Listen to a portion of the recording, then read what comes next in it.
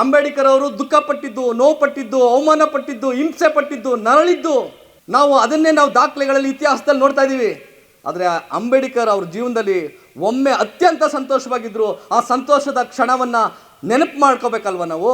ಯಾವುದೋ ಅದು ನೆನಪು ಮಾಡಿಕೊಳ್ಳುವಂಥ ಕ್ಷಣ 1956ರಲ್ಲಿ ನಾಗಪುರದಲ್ಲಿ ಅಂಬೇಡ್ಕರ್ ನಿಂತ್ಕೊಂಡು ಮಾತಾಡ್ತಾರೆ, ನಾನು ಒಂದು ಶಪಥವನ್ನು ಮಾಡಿದ್ದೆ, ನಾನು ಹುಟ್ಟುತ್ತಾ ಹಿಂದೂ ಆಗಿ ಹುಟ್ಟಿದ್ದೇನೆ, ಆದರೆ ಸಾಯುವಾಗ ಹಿಂದೂ ಆಗಿ ಸಾಯಲ್ಲ ಅನ್ನೋ ಶಪಥ ಮಾಡಿದ್ದೆ, ಅದು ಇವತ್ತು ಈಡೇರಿದೆ. ನಾನು ಸಂತೋಷಗೊಂಡಿದ್ದೇನೆ, ನನಗೆ ಆನಂದ ಆಗಿದೆ, ಮಹಾನಂದವಾಗಿದೆ, ನಾನು ನರಕದಿಂದ ಹೊರ ಬಂದಿದ್ದೇನೆ, ನಾನು ಇಂದು ಬೌದ್ಧ ಧರ್ಮವನ್ನು ಸ್ವೀಕಾರ ಮಾಡಿದ್ದೇನೆ. ಯಾವುದೇ ಪೂರ್ವಗಳಿಲ್ಲದೆ, ಯಾವುದೇ ಅನುಮಾನಗಳಿಲ್ಲದೆ ಪ್ರಜ್ಞಾಪೂರ್ವಕವಾಗಿ ನನ್ನ ಜನ ಬೌದ್ಧ ಧರ್ಮಕ್ಕೆ ಮತಾಂತರ ಆಗ್ಬೋದು ಅಂತೇಳಿ ಭಾಷಣ ಮಾಡ್ತಾರೆ. ಅಂಬೇಡ್ಕರ್ ಅವ್ರ ಬದುಕಿನಲ್ಲಿ ಕಂಡುಕೊಂಡಂಥ ಆ ಸಂತೋಷದ ಕ್ಷಣ ನಮ್ಮ ಬದುಕಿನಲ್ಲಿ ಯಾಕೆ ಬರಬಾರ್ದು? ಯಾಕೆ ಬರ್ತಾ ಇಲ್ಲ? ಬರೀ ಇದನ್ನೇ ಹೇಳ್ಕೊಂಡು ಹೋಗೋಣ ನಾವು ಆ ಸಂತೋಷದ ಕ್ಷಣ ಕಳ್ಕೋಬೇಕು. ಪ್ರತಿರೋಧ, ಧಾರ್ಮಿಕ ಪ್ರತಿರೋಧಗಳಾಗಿ ನಾವು ಬದಲಾಗಬೇಕು. ನಮ್ಮನ್ನು ಕೇವಲ ತಮಟೆ ಹೊಡೆಯೋದ್ರಲ್ಲಿ, ಪ್ರತಿಭಟನೆ ಮಾಡೋದ್ರಲ್ಲಿ, ಧಿಕ್ಕಾರ ಕೂಗೋದ್ರಲ್ಲಿ, ಮಾನವ ಸರಪಳಿ ಮಾಡೋದ್ರಲ್ಲಿ, ಬೆಂಗಳೂರು ಚಲೋ ಮಾಡೋದ್ರಲ್ಲಿ ನಮ್ಮ ಸಂಪನ್ಮೂಲವನ್ನು, ನಮ್ಮ ಸಮಯವನ್ನು, ನಮ್ಮ ಶಕ್ತಿಯನ್ನು ವ್ಯರ್ಥ ಮಾಡಲಿಕ್ಕೆ ಒಂದು ವ್ಯವಸ್ಥಿತ ಸಮಾಜ ಇಲ್ಲಿದೆ. ಏನು ಅಲ್ಲದೆ ಆದರೂ ಅಂಬೇಡ್ಕರ್ಗೆ ಅವಮಾನ ಮಾಡಿಬಿಡ್ತಾರೆ. ಏನು ಇಲ್ಲದೆ ಇದ್ರೆ ತಗೊಂಡೋಗ್ಬಿಟ್ಟು ಒಂದು ಅಂಬೇಡ್ಕರ್ ಕತ್ತಿಗೆ ಒಂದು ಚಪ್ಪಲಿ ಹಾರ ಹಾಕ್ಬಿಡ್ತಾರೆ. ಏನು ಇಲ್ಲದೆ ಆದರೂ ತಗೊಂಡೋಗ್ಬಿಟ್ಟು ಯಾವುದೋ ಒಬ್ಬ ದಲಿತನ ದೇವಸ್ಥಾನಕ್ಕೆ ಬಂದಂತೆ ಹೊಡೆದು ಗಲಾಟೆ ಮಾಡಿಬಿಡ್ತಾರೆ. ಯಾವನೊಬ್ಬ ದಲಿತ ಮೀಸೆ ಬಿಟ್ಟ, ಕಾರ್ ತಗೊಂಡ, ಯಾವುದೋ ಶಾಲೆ ಒಳಗಡೆ ಒಂದು ಮಗು ಹೋಯ್ತು, ದೇವಸ್ಥಾನದೊಳಗಡೆ ಒಬ್ಬ ಯುವಕ ಹೋದ, ಯಾರೋ ಅನ್ಯ ಜಾತಿ ಮದುವೆ ಆಗ್ಬಿಟ್ರು ಅಂತೇಳಿ ನಿರಂತರವಾಗಿ ನಿಮ್ಮನ್ನ ಭಾವನೆಗಳನ್ನು ಕೇಳಿಸ್ತಾರೆ.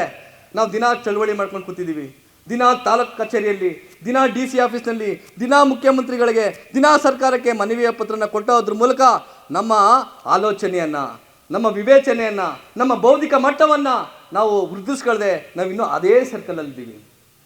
ಅಂತಹ ಅನ್ಯಾಯಗಳು, ಅಂಥ ಶೋಷಣೆಗಳು ನಡೆದಾಗ ನಮ್ಮ ಧಾರ್ಮಿಕ ಪ್ರತಿರೋಧ ಏನಾಗಬೇಕು?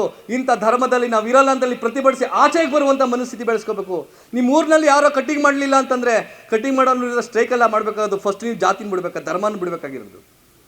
ನಿಮ್ಮ ಊರಿನಲ್ಲಿ ದೇವಸ್ಥಾನದೊಳಗಡೆ ಸೇರಿಸ್ಕೊತಾ ಇಲ್ಲ ಅಂತಂದರೆ ಫಸ್ಟು ನೀವು ಯಾರೋ ದೇವಸ್ಥಾನಕ್ಕೆ ಸೇರಿಸ್ಕೊತಾ ಇಲ್ವೋ ಆ ಧರ್ಮವನ್ನು ಬಿಡೋದು. ಜಾತಿಯ ಕಾರಣಕ್ಕಾಗಿ ಯಾವ ಊರಿನಲ್ಲಿ ನಿಮ್ಮನ್ನು ಶೋಷಣೆ, ದೌರ್ಜನ್ಯ, ಹಲ್ಲೆಯನ್ನು ಮಾಡಿದ್ರು ಅಲ್ಲಿ ನೀವು ಆ ಶೋಷಣೆ ಮಾಡಿದಂಥ ಆ ಧರ್ಮವನ್ನು ಬಿಡುವಂಥದ್ದು, ತ್ಯಜಿಸುವಂಥದ್ದು, ಅದು ಒಂದು ಧಾರ್ಮಿಕವಾದಂಥ ಪ್ರತಿರೋಧಗಳು ಶುರುವಾಗಬೇಕು. ಅಂಥ ಪ್ರತಿರೋಧಗಳು ಶುರುವಾದಾಗ ಮಾತ್ರ ನಾವು ಬೆಳಕಿನ ಕಡೆಗೆ ಮುಖ ಮಾಡಲಿಕ್ಕೆ ಸಾಧ್ಯ ಆಗ್ತದೆ. ಅಂಬೇಡ್ಕರ್ ಹೇಳಿದ್ದಾರೆ, ಧರ್ಮ ಇರೋದು ಮನುಷ್ಯಗಾಗಿ ವಿನ ಮನುಷ್ಯ ಇರೋದು ಧರ್ಮಕ್ಕಲ್ಲ ಅಂತಂತೇಳಿ. ಯಾಕೆ ಬೌದ್ಧ ಧರ್ಮವನ್ನು ಅವ್ರು ಒಪ್ಕೊಂಡ್ರೆ? ಒಂದೇ ಲೈನಲ್ಲಿ ಹೇಳಿ ನಾನು ಮಾತನ್ನು ಮುಗಿಸ್ತೀನಿ, ಟೈಮ್ ಆಗಿದೆ. ಹಿಂದೂ ಧರ್ಮ ಜಾತಿಯ ಸಂಕೇತ, ಬೌದ್ಧ ಧರ್ಮ ಪ್ರೀತಿಯ ಸಂಕೇತ.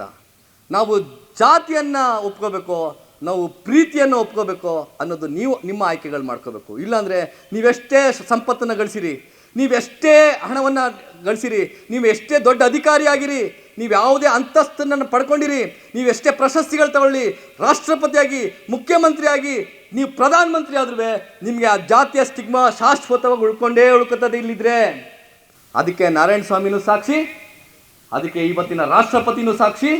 ಅರ್ಥ ಮಾಡ್ಕೋಬೇಕಾಗಿದೆ ನಾವು. ಹಾಗೆ ನಾವು ನಮ್ಗೆ ನಾವೇ ಬೆಳಕಾಗಲಿಲ್ಲ ಅಂದರೆ ಯಾರೋ ಬಂದು ನಮಗೆ ಕಣ್ ತೆರೆಸ್ತಾರೆ ಅಂತ ಕೂತ್ಕೊಳ್ದೆ ನಮ್ಮ ಲೆಗೆಸಿಯನ್ನು, ನಾನು ಯಾಕೆ ಈ ವರ್ಡ್ ಬಳಸಿ ಅಂದರೆ ದಲಿತರ ಲೆಗೆಸಿ ಸರ್, ಅದು ಅವಮಾನದ ಸಂಕೇತ ಅಲ್ಲ.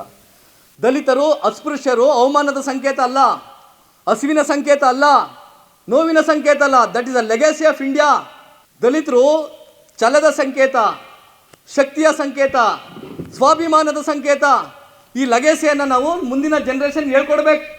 ನಮ್ಮ ಮಕ್ಕಳಿಗೆ ಅಂಬೇಡ್ಕರ್ ಯಾರು ಅಂತ ಗೊತ್ತಿಲ್ಲ, ನನ್ನ ಮಕ್ಕಳಿಗೆ ಅಂಬೇಡ್ಕರ್ ಕೊಡುಗೆ ಏನು ಗೊತ್ತಿಲ್ಲ, ಅದು ಹೇಳೋಕ್ಕೂ ಹೋಗ್ತಾ ಇಲ್ಲ ನಾವು. ಎಷ್ಟೋ ಮುಂದುವರೆದಂಥ ದಲಿತರು ತಮ್ಮ ಮಕ್ಕಳಿಗೆ ಜಾತಿಯನ್ನು ಹೇಳ್ತಾ ಇಲ್ಲ. ನಮ್ಮಪ್ಪ ಅವ್ವ, ಅವರಪ್ಪ ಅವ್ವ, ನಮ್ಮ ಪೂರ್ವಜರು ಪಟ್ಟಂಥ ವೇದನೆ, ಯಾದನೆ, ಕೊಟ್ಟಂಥ ನಡೆಸಿದಂಥ ಹೋರಾಟ, ಇವತ್ತು ನಾವಿರೋದಕ್ಕೆ ಕಾರಣಕರ್ತರು ಯಾರು? ಇದನ್ನ ಹೇಳ್ಬೇಕಲ್ಲ, ಜನ್ರೇಷನ್ಗೆ ಕ್ಯಾರಿ ಓವರ್ ಆಗಬೇಕಲ್ಲ. ಅಂಥ ಒಂದು ಕೆಲಸ ಮಾಡಿದರೆ ಸಾಕು. ಬಾಬಾ ಸಾಹೇಬರು ನಮ್ಮ ನಡುವೆ ದಿನದಿಂದ ದಿನಕ್ಕೆ, ಕ್ಷಣದಿಂದ ಕ್ಷಣಕ್ಕೆ, ವರ್ಷದಿಂದ ವರ್ಷಕ್ಕೆ ಎತ್ತರದಲ್ಲಿ ಬೆಳೀತಾನೆ ಇರ್ತಾರೆ. ಯಾರೂ ಅವ್ರನ್ನ ಟಚ್ ಮಾಡಲಿಕ್ಕೆ ಸಾಧ್ಯನೇ ಆಗೋದಿಲ್ಲ ಅನ್ನೋ ಮಾತನ್ನು ಹೇಳಿ ನನ್ನ ಮಾತನ್ನು ಮುಗಿಸ್ತೇನೆ. ನಮಸ್ಕಾರ, ಥ್ಯಾಂಕ್ ಯು.